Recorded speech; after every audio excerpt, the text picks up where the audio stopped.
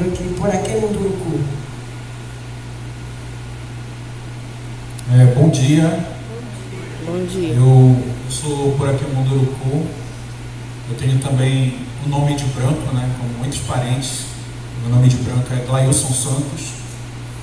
Eu sou engenheiro agrônomo, como a parenta disse, né, especialista em educação ambiental. Mas isso é só o diploma aí que a gente juntou aí na nossa caminhada. Eu me considero, e o lugar que eu reivindico é de Mombeuzara. Mombeuzara é um termo na língua originária que significa contador de histórias. Histórias com H e histórias com E. Quem ouve, escolhe, né? Quem ouve, decide se a história que a gente está contando é com H ou com E. O colonizador, ele impõe para a gente que tudo que ele fala é sempre verdade, né? É sempre a última versão, é sempre com H. E tudo que o outro traz é com E. A gente não tem essa pretensão aqui, né? E diz que o do outro é sempre ficção. O que ele coloca é a verdade. A gente viu hoje esse filme, aqui pela manhã, que é um registro muito sensível de um momento muito importante da nossa história. A partir do olhar de pessoas que participaram dessa história e que estavam, que não estavam no poder, né? Mas que estavam embaixo. E isso é algo que a gente precisa valorizar. Na cultura indígena, a memória, as histórias contadas, elas são fundamentais, porque é através delas que a gente se conecta com a ancestralidade e mantém viva a nossa identidade.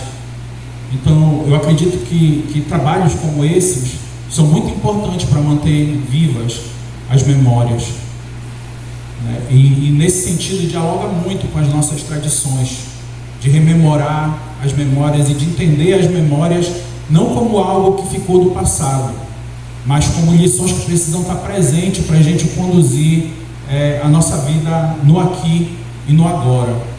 Mas eu queria contribuir hoje aqui nessa roda de conversa, trazendo um pouco o meu olhar, né, como um homem indígena, Munduruku, que não é o olhar dos povos indígenas, do indígena, porque indígena é uma coisa que não existe, assim, é um nível de abstração, né? O que existem são diversos povos, não existe um povo indígena. Nós somos mais de 300 povos diferentes, então com certeza cada um deles tem um olhar, tem uma participação nessa história.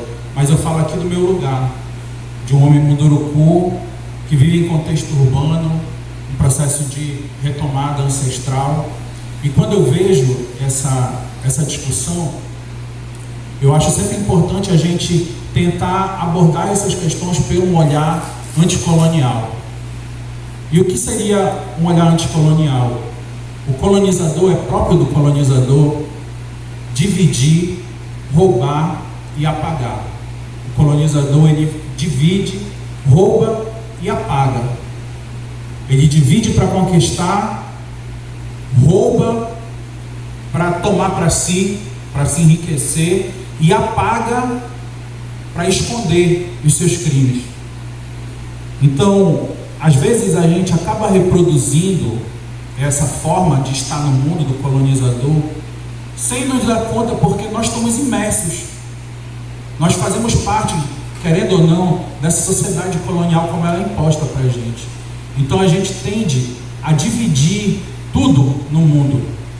A gente divide as coisas em área, divide as pessoas em grupo e divide a história em capítulos. Mas a realidade, ela não é assim, ela é mais complexa do que isso. Então, a gente costuma pensar na ditadura militar como um capítulo da história do Brasil. Mas essa história não é uma história que começa com o golpe de 64. E nem é uma história que termina com a redemocratização na segunda metade da década de 80. de certa forma, a gente ainda vive essa história. Essa história não acabou. De certa forma, o vendaval ainda sopra. E essa é uma reflexão que eu queria trazer. É muito importante o que a geração que fez a luta contra a ditadura, no contexto da ditadura, legou para nós. Um peso muito grande pesa sobre os ombros dessa geração que lutou, que enfrentou diretamente a ditadura enquanto ela era vigente, com poder constituído no Brasil. E de certa forma, esse peso ainda pesa muito sobre as costas dessa geração. Eu achei interessante que a gente via cada capítulo aparecer assim, em memória de um companheiro, em memória de um companheiro. Muitos do que estavam falando ali me deu a entender que já não estão mais fisicamente aqui entre nós. Porque uma geração é essa, né? O Lula está com o quê? Com quase 80 anos, né? Então, essa geração ainda pesa, ainda tem um peso muito grande sobre as costas dessa geração, porque de certa forma foi essa geração e as lutas deles que garantiram, por exemplo, que a gente hoje não estivesse sob a égide de uma nova ditadura, né? E é importante a gente reconhecer isso. Mas as gerações que vêm depois, eu mesmo nasci na década de 80, a gente tem uma responsabilidade muito grande que a gente precisa chamar para nós também. Porque o capítulo que encerra a ditadura e que encerra o documentário, que é o capítulo da anistia, ele é um capítulo ainda em aberto, é uma coisa mal resolvida na nossa história, e que cabe a nós, as gerações subsequentes que vieram depois, revisitar isso, né? Para mim é muito emblemático, é muito simbólico que a palavra de ordem do movimento social naquela época, que era anistia livre, geral e restrita, hoje seja virada pelo avesso, pelos próprios movimentos sociais, né? Porque qual é o grito hoje que ecoa? Sem anistia. Sem anistia. Com todas as lutas do movimento operário, do movimento estudantil, dos movimentos sociais, não foram capazes de garantir para a gente que a democracia não fosse ameaçada tão poucas décadas depois. A gente, naquele momento, com toda a força que o movimento social tinha, de certa forma a gente ainda estava na defensiva, porque a gente estava preocupado em garantir os nossos que tinham lutado não permanecessem presos, né? A gente não estava exigindo a punição de quem manteve o país preso por mais de 20 anos. A gente estava querendo garantir os nossos. E eu acho que a consciência dessas limitações e a consciência das tarefas inacabadas que nós ainda precisamos dar conta, ela é muito importante. Ela é muito importante, porque é por isso que a gente lembra a história. Essa é a importância da memória. É para a gente aprender com os acertos, com os erros, reconhecer as potencialidades e as limitações. E eu acho que isso para nós traz uma mensagem, traz reflexões muito importantes. Eu só queria encerrar, né, para dar oportunidade para os outros, que é importante a gente saber ouvir também, né, dar oportunidade para as outras pessoas, mas eu queria encerrar só chamando a atenção para uma coisa que sempre me incomoda muito quando se discute a questão da ditadura no Brasil. Há quem diga que a ditadura no Brasil foi uma ditadura leve. Há quem diga que foi uma ditabranda. Há quem diga, porque, segundo a própria Comissão da Verdade, morreram durante a ditadura um pouco mais, cerca de 400 pessoas são vítimas reconhecidas da ditadura. Acho que é 430 e alguma coisa. E aí o pessoal sempre evoca o Chile, onde foram mortos mais de 3.000 ativistas, lutadores contra a ditadura. E aí eles dizem, 400 perto de 3.000 é pouco, então não foi tão duro assim.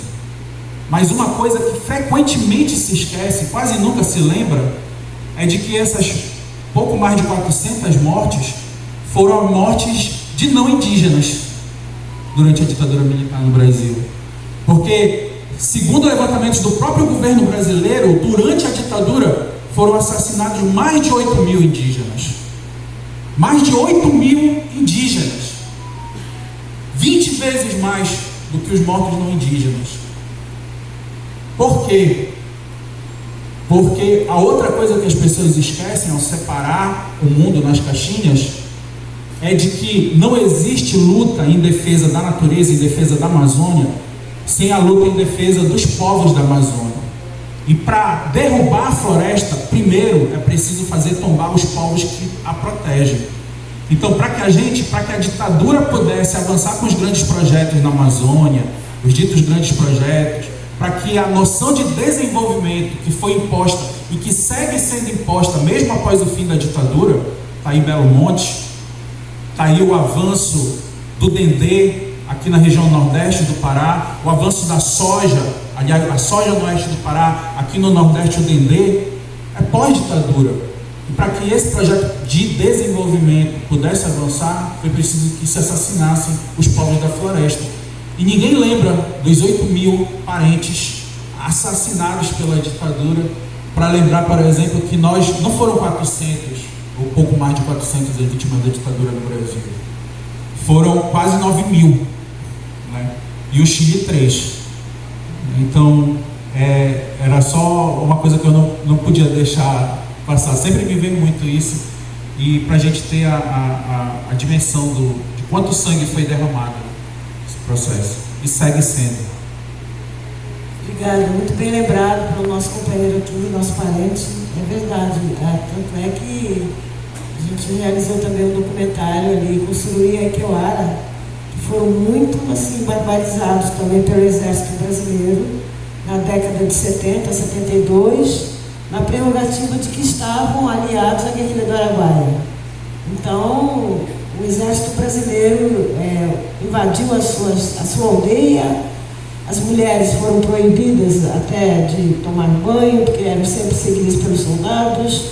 Afora, as crianças que choravam de fome, porque foram obrigadas a comer a comida do soldado, e outras destruições, assim, tanto em nível cultural, espiritual, do Suruí Equeoara, que é só um povo até, mas a gente sabe que a ditadura atingiu, como você bem disse, outros povos também, aqui do Pará, enfim, do Brasil.